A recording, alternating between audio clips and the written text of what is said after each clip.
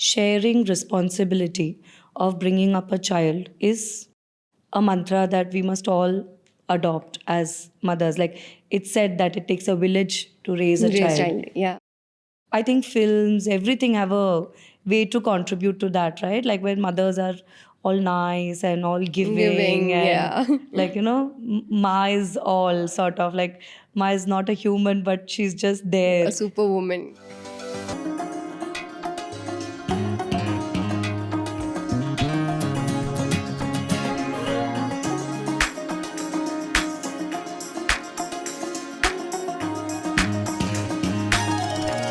Hello, welcome to our podcast, Imperia Connects. I am Divya, and today we are diving into a crucial topic navigating the double shift. We'll explore the challenges faced by working mothers as they strive to balance their career ambitions with family responsibilities. From managing deadlines and meetings to nurturing relationships and ensuring a nurturing home environment, working mothers embody resilience and resourcefulness in every aspect of their lives. Throughout our conversation today, we'll unpack the layers of this dynamic issue. We'll explore the nuances of workplace dynamics, societal expectations, the role of technology, and the crucial support system. Joining us today is Nisha Nair Gupta, a remarkable individual wearing multiple hats as an architect, journalist, publisher, writer, and a dedicated working mom. Nisha is a driving force behind the People Place project, an organization she leads with passion and vision. Her achievements extend to being a TEDx speaker and currently pursuing her PhD in urban mobility, showcasing her commitment to making meaningful contributions across diverse fields. Hello, Nisha. Welcome. Glad to have you on our podcast. Thank you so much, Divya. I'm very honored and very excited to be here. Can you share some experiences that you face as a working mother? I would first like to look at the positives. I think being a mother is a wonderful thing to happen in life. In fact, being a parent, if you are somebody looking forward for parenthood, then of course, like it gets whole set of changes and whole set of learnings that happen along with this new beautiful addition that comes in your family. But at the same time, it's also a lot of work. I'm not sure about the term challenges, but it's about a lot of work, that comes along with it.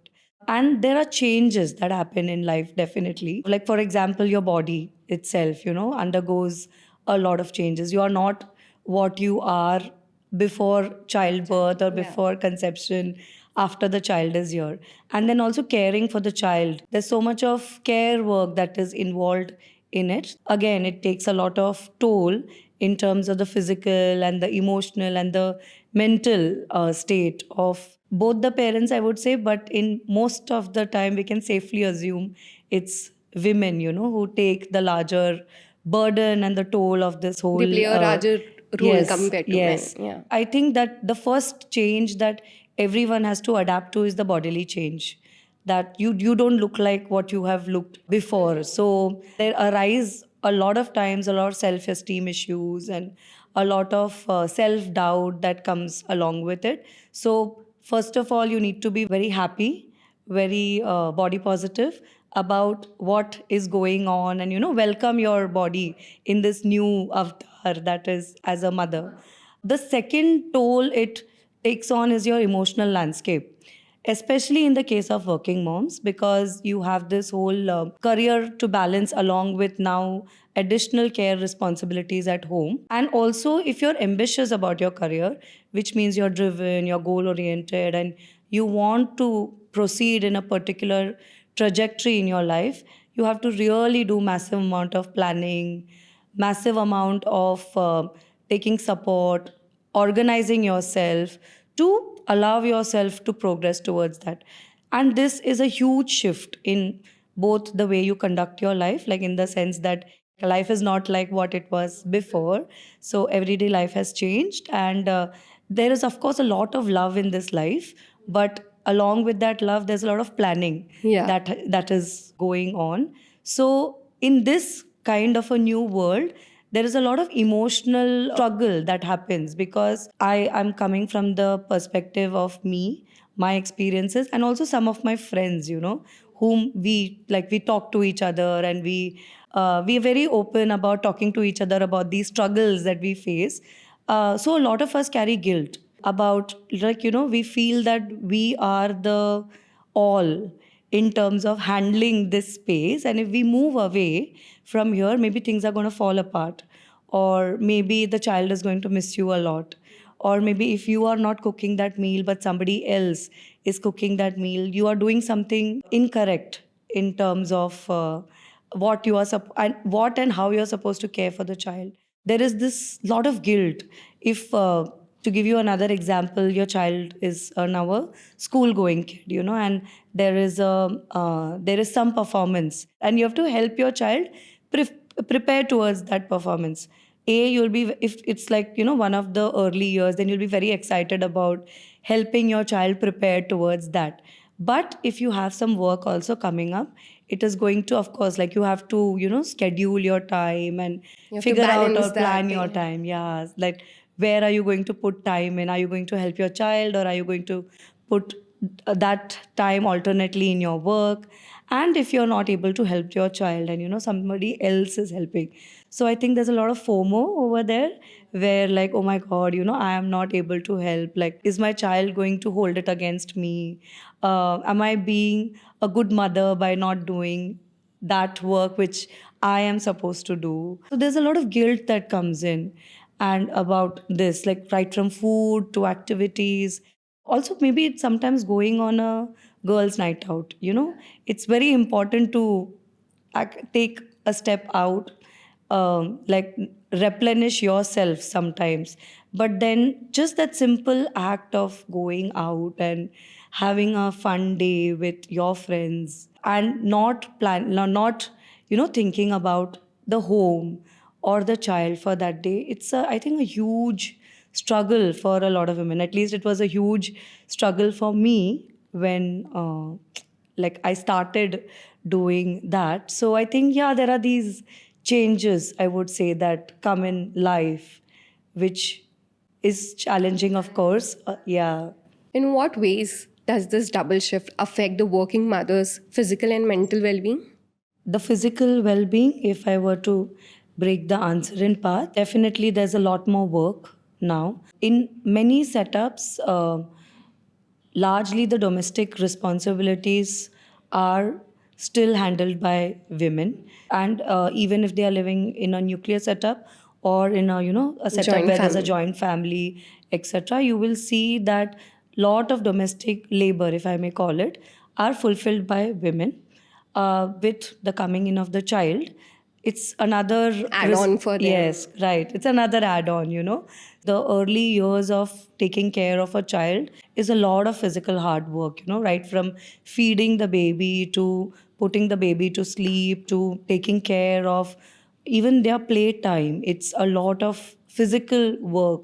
In fact, my mom used to say that taking care of a child or a baby full day, and I'm talking about a preschooler or a toddler, something like that, because high on energy, very demanding, is actually equal to manual labor that you do in a construction site in a day. It's that amount of work. So of course, like, the physical toll it takes is huge. I think additional to that is the mental slash emotional well-being, as I would look at it, where you are giving so much of yourself to another human being, or you're caring so much that you're giving away a lot of what you could, like, you can take care of yourself with that being is constantly being like, transferred to the well-being or the nurturing of another individual. So I think that also takes a huge toll on us, where like, we feel depleted, we feel, energy less in the mental or the emotional space as such. And I think along with that, very physiologically speaking, there are a lot of hormonal changes in the body. So postpartum depression Depression. or postpartum anxiety is real. A lot of us experience it, but awareness is very Very low.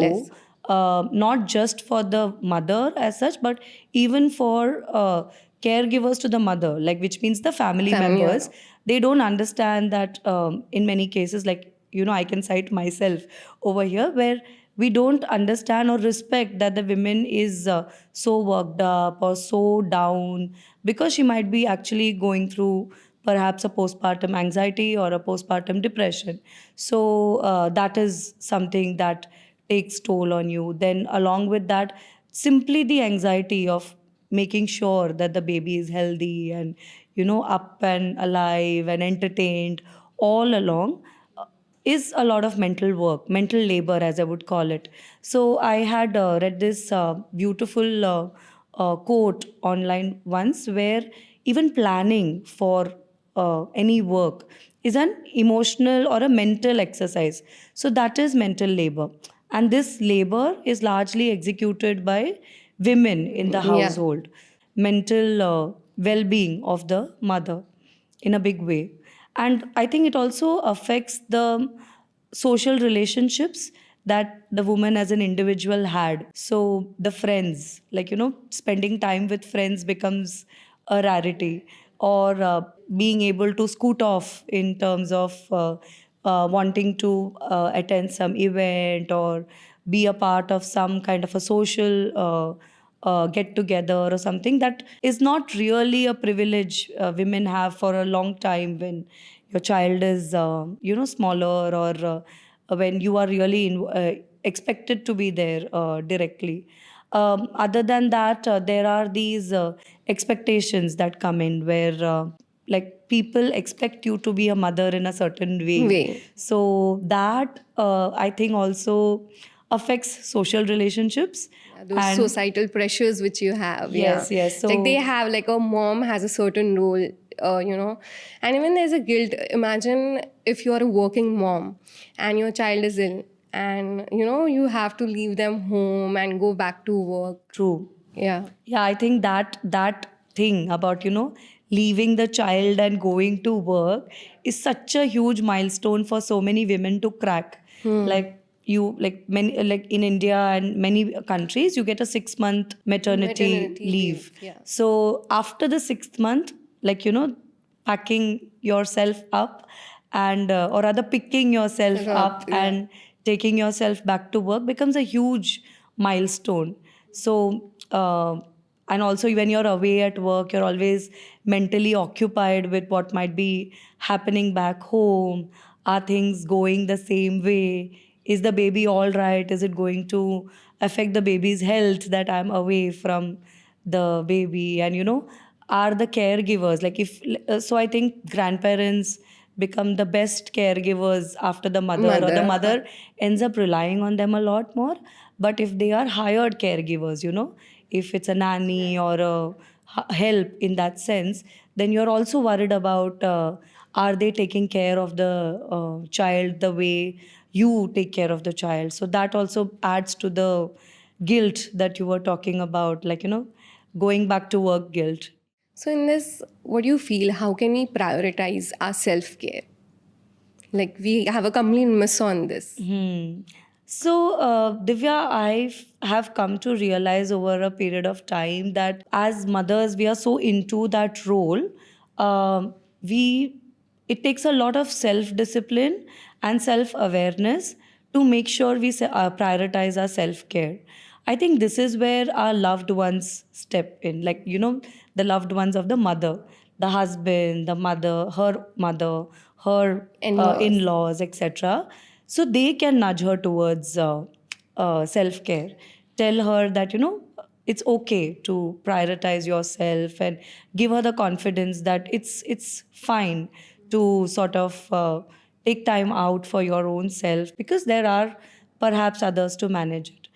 But having said that, I also understand that it's a privilege few women have, that having that kind of a setup where people care for them, etc. Because in many cases, women have to return to work because of the financial situation of the house.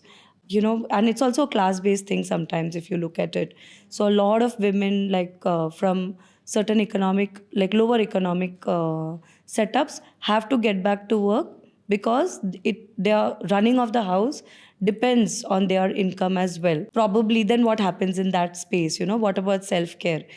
Like, then so that is where the community comes in, where the community sort of nudges the women towards self-care. What do you feel the societal expectations of an ideal motherhood affect the working mothers? Yes, of course. So I think there is, first of all, there's a gender stereotype here where mothers are expected to be the, the all and the primary caregivers, and they are supposed to be more affectionate. So, in a way, it's okay if the fathers are not the primary caregivers, but it is definitely expected that mothers are going to be. And there's a lot of judgment that comes along with it about the good mother and, the mother who is not so good because she is not being affectionate enough in terms of caregiving or even Displaying affection, affection yeah. sometimes. Yeah. So I think this societal pressure first comes in from the gender stereotyping. I think films, everything have a way to contribute to that, right? Like when mothers are all nice and all giving, Giving, and yeah. like, Ma is all All sort of like, Ma is not a human, but she's just there. a superwoman. Yeah, totally. Yeah, and I think also the superwoman tag, which is a very more recent one of our generation, where the woman can do it all. So she can handle the career, she can also handle the home. So I think these kind of I think ideas that come in from society, families, media, etc., definitely become, enter us and become a burden or, a benchmark that we all set to achieve to become an ideal mother. Mothers. Other than that, I also think it's about parenting styles today. So there is a lot of evolution in terms of conscious parenting or gentle parenting that a lot of us subscribe to. And because of that, so I am also somebody who's subscribed to that. Okay. There is an additional work, that inner work in a way, that you have to do in terms of how you express yourself as a mother, which is about staying calm, staying positive, and it is not something that I feel that comes very easily, and it again adds to this whole idea of ideal motherhood. What do you feel as a role of a mother? The communities, your partner, your family members can help you.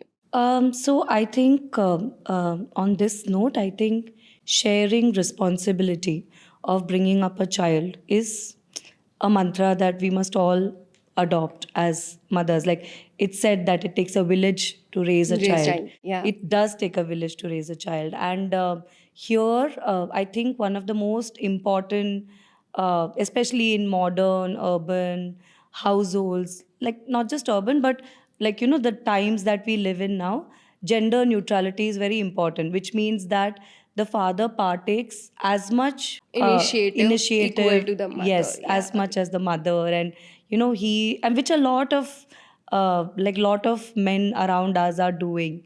So it definitely eases the responsibilities Of a from the mom. woman. Mhm. And I think it also is a huge boost to the self esteem of the household itself, to have where both the genders are participating equally. And I think it's also a great role model for a child to watch and grow up with, to see that it's not just the mother Mother. who does the domestic and the care work, but it is also the father who will be participating equally in bringing up the child, as well as taking care of the house itself.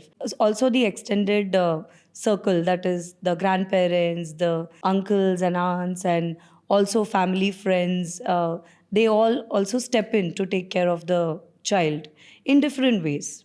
Also, you have the in laws, your parents who help you. But at times it gets difficult, For few of them, they might be suffering through Right. some illness or they are Right. aged.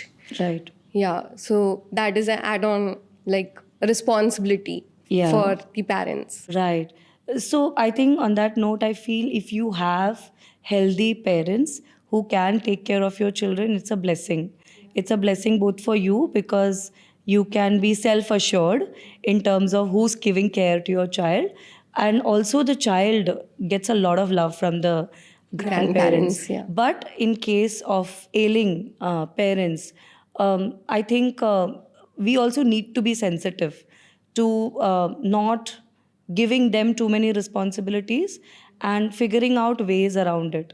So a lot of us hire help and, like hire either full time or babysitting help to go through this, or else we take, we have creches or daycare facilities which we then resort to sort of help us move through childcare. Nisha, don't you feel when a child is born, a mother is also born? So you don't come with a handbook of rules. Even mothers, they tend to make mistakes because even they are learning with the child. So true and so well said, Divya. Like, actually, when a child is born, the mother is born. Uh, but, I think that there are so many people to give you advice. There's like the earlier question that you asked me about ideal motherhood. There's also so much judgment that comes along.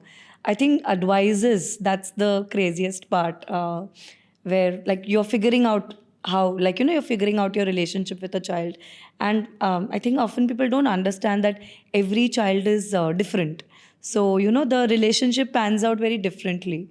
But there is this over showering of advice Is this from come? all Yeah. quarters, and all the advices have this undertone of judgment within it. So I in fact remember that once my daughter was, I think, 4 or 5 months old, and it was a day that I was at home and with her, and I was completely fried.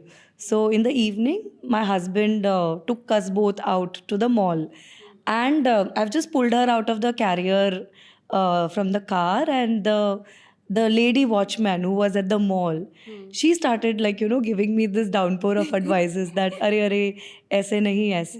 So at that point it dawned on me that it's not just your relatives, but it is anybody and Everybody and everybody. around Yeah, you. yeah, they Yeah. everybody, maybe they care, but everyone feels very entitled to give you gyan about what must be done and what must be not. Also, don't you feel like, women nowadays, the moment you become mothers, you have this 6 month of maternity leave. But few of them, I have a lot of friends who say, Arey, I'm not meant to do this daily, I'm not just changing diapers. It doesn't hold like you're a bad mother.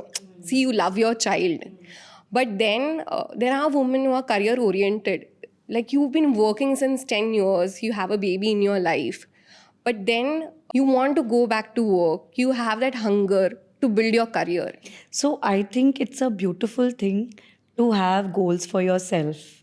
And if you have the drive and the ambition, it means something very remarkable of yourself as a human being, You're giving back in a particular way. So, and I also relate to the frustration sometimes of being caught up in certain kind of domestic labor, if I Labor. may say, which it is actually frustrating. I don't have any other words for it, and I relate to it because it doesn't make you a bad mother. Like, I Yeah. myself don't think I'm a bad mother. I think I'm a great mother, and my love, like my baby loves me. I love her a lot. We have a great time together, but at the same time, I don't think there's anything wrong with wanting to do something with my life, wanting to give back to the world with the knowledge I have, with the career goals I have. Like, so I think it is, one must be unapologetic about it. One must embrace this new role in life of having to be a mother and, take the responsibilities in your stride. But I don't think there needs to be any apology about the fact that you want to do something with your life too. Don't you feel in this like a lot of women feel that, that their ambitions or their career is getting on hold or delayed? Yeah, so I think that is a reality. I think that is definitely a sacrifice a lot of women make because home situation and even their parenting ideas, etc. A lot of women do have to set time aside for the house or prioritize the house versus their career. They do take like Because once you become mother, your first priority is always your child, and then comes your career. True. Yeah. So even say at a certain age before planning motherhood, you have set a goal for yourself. You Right. know that I want to reach here in my career, but post having a baby, you might feel you might delay because of the other role that you have to play in your life. So I think over here, like to cope with this, cope that the career doesn't go at stake because of parenthood. Parenthood. This is where support comes in a big way. So either institutionally some support, which is that your employers or you have some facilities like daycare, creches, etc., or familial support that is at home front. There is some structure which develops to enable the women to move ahead in life. Uh, if this support doesn't exist, it becomes, I think, very impossible to sort of figure out a path to go forward. I feel you should also encourage your child to help you in the household work. Yeah, and I also think the burden of domestic work falling on the women, like taking off from the point that you're making, falls because of the kind of cultural conditioning that is there, where women are, or even girl children, are expected to work at homes, while a lot of boys Boys, as yeah. children are not expected by their mothers Mothers, yeah. to work. Like they also grow up seeing mothers working more versus fathers not contributing to domestic labor. I'm simply talking about domestic work. As see, in a lot of situations, that is changing. Like people are working together, both the spouses contribute to running the house, because running a house is a lot of work, right from your groceries to taking care of the house help who's coming in, or to cooking, to there are these whole battery of things that you need to do so that the house works well. And again, along with that, you have children to take care of. Yeah. So I strongly feel that if we have a culture where from like, or this is sort of my suggestion, that if we have a culture where both boys and girls are encouraged to do household work from early days, like it can be simply chopping vegetables, picking up your dishes, washing them, making your bed, things like that, so you do not feel inferior about domestic work anymore, and you need to do this work to sustain life, which is a very important thing. And also it translates to later life in adulthood when marriage happens, and during the course of marriage the burden doesn't come on the woman to take care of these sustenance roles, and the like, if I might just say so, but the boys are just sitting there having tea, having a chat, and not really getting up to serve food and wash dishes and things like that. So I think fundamentally, if you are able to change this at a very childhood level, it can go a really long way. Well said, Nisha. I completely agree. So, Nisha, my next question to you is about some research which I've done. Okay, so don't you feel that workplaces should be more supportive towards the mothers?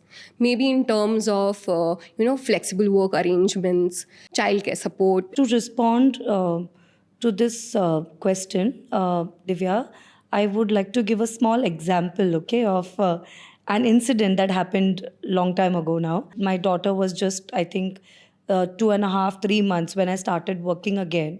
And at that point, I was guest lecturing in various architecture colleges in Mumbai. So, also at that point, we didn't have, because of certain circumstances, enough help at home to, like in terms of grandparents or relatives, to take care of the child back at home. So I used to take her with me to my workplace.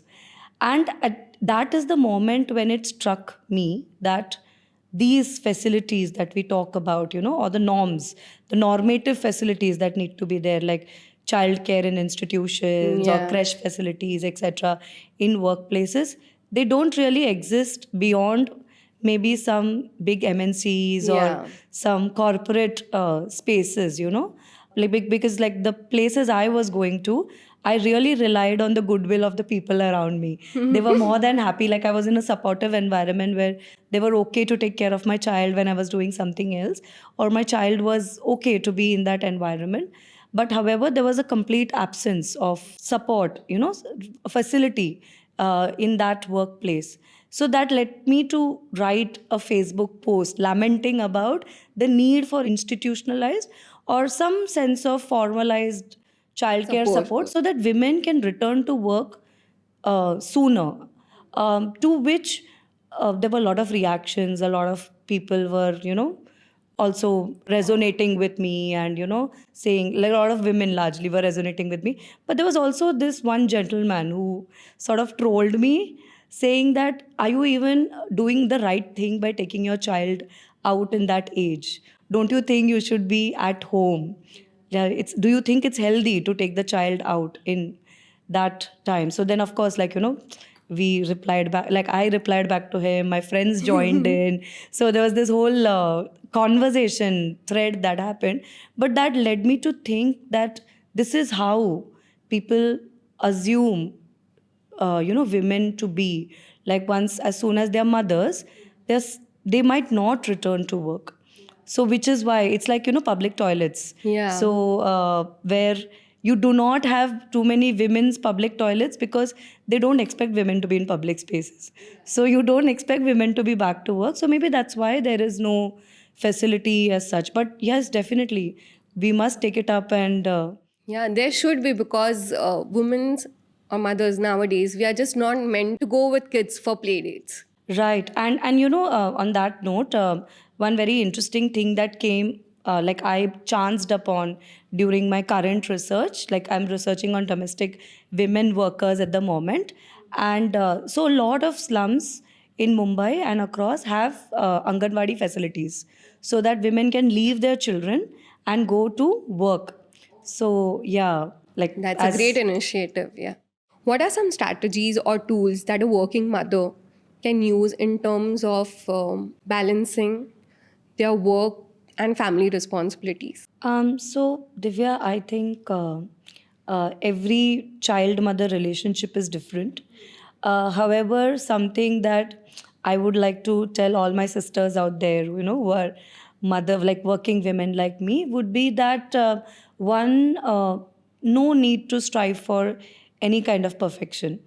It doesn't exist. And, like, we often tend to drive ourselves up the wall to trying to achieve that. That's not really so we should, like, sort of chill, and I think focus more on maintaining an inner balance. Give time for self-care, where maybe like exercising, yoga, doing things that you like, pursuing not only your work but also certain kind of hobbies and passions, like maybe listening to music or going to music concerts, whatever, to keep yourself soulful and happy.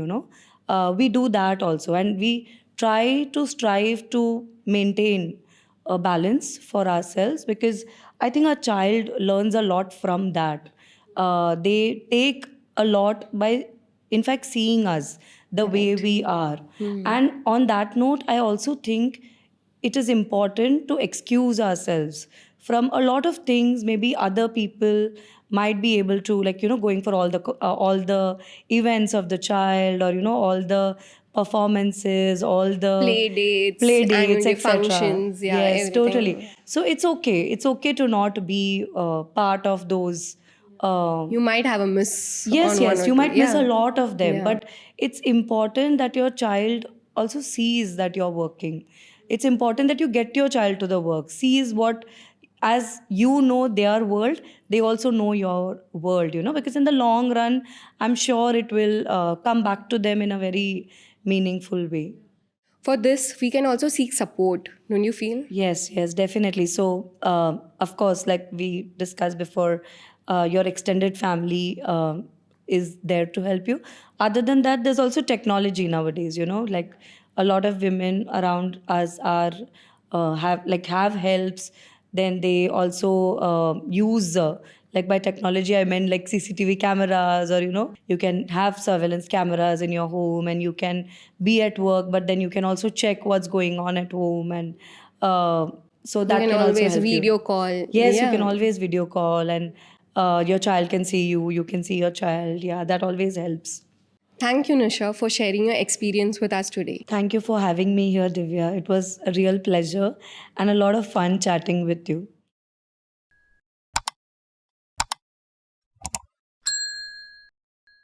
So, we have discussed the challenges faced by working mothers, the importance of time management, and the need for a better support in the workplace. To all our listeners, remember that achieving work life balance is an ongoing journey.